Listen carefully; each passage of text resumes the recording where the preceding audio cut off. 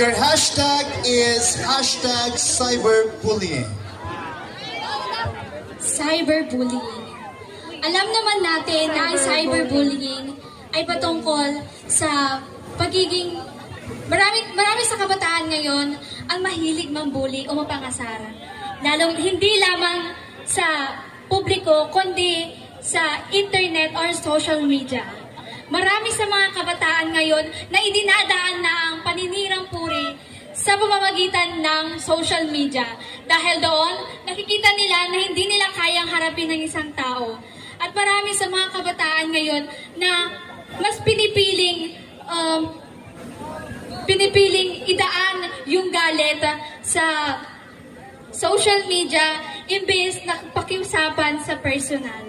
And I am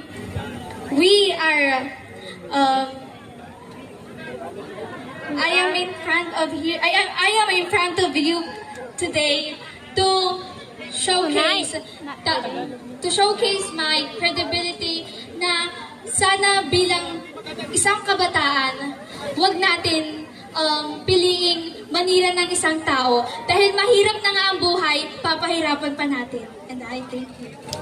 Thank you very much, Linga. 6 on the monitor.